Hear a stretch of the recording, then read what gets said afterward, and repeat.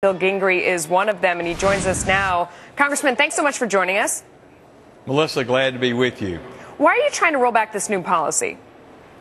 Well, let me just say at the outset that this ambush rule issued by the NLRB, the National Lose Your Right Board, so-called National Labor Relations Board, really chaps my hide. And that's why today... You have to pay me a fee for using that line. I hope you know that. I get a royalty for that. You get full attribution, Melissa. Thank you. But I filed HJ Resolution 103, a resolution of disapproval of this rule, Melissa, under the Congressional Review Act. We have 60 days in the Congress to do that. It originated in the House of Representatives. Chairman John Klein of Education and Workforce Committee is my original co-sponsor. Senator Enzi has filed the same resolution in the Senate, supported by my senator from Georgia, Johnny Isakson. And we're going to stop this. This National Labor Relations Board, President Obama in the non-recess appointment, of course, this is nothing but a sop to labor unions. It allows them, under this ambush rule, to make small businessmen and women have an election, a union election, within 10 days of notifying that the union has filed that petition. Traditionally, that's been up to 30 days, and that's just absolutely, Melissa, unfair to small businessmen and women.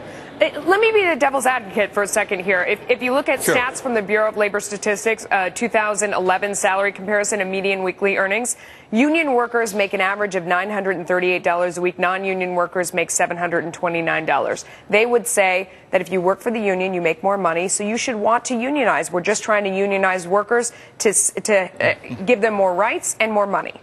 Well, of course, what they don't say is that probably $300 a month of that goes to paying labor union dues, most of which goes to support advocacy on behalf of Democrats. So obviously the president wanted to give this sop to the labor union after having slapped them in the face with not approving the Keystone XL pipeline and 120,000 new jobs, which the labor union was very much in favor of that. But guess who wasn't? The environmental extremists.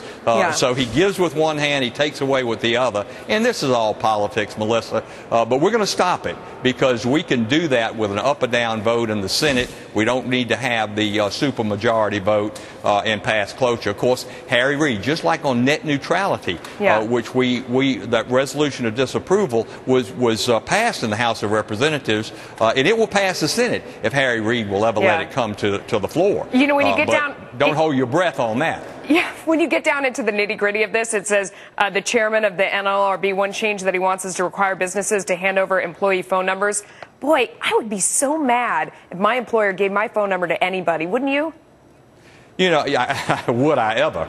And one of these three new appointees, the so-called non-recess appointments, unconstitutional, by the way, sits on the board of the AFL-CIO. And another is a former labor union attorney. So go figure, there are about 200 issues that they're going to deal with, all in favor of the Democrats. Congressman, we're out of time. Thanks so much for joining us. We really appreciate it. Thank you, Melissa. And hey, by the way, you get that full attribution. All right, good.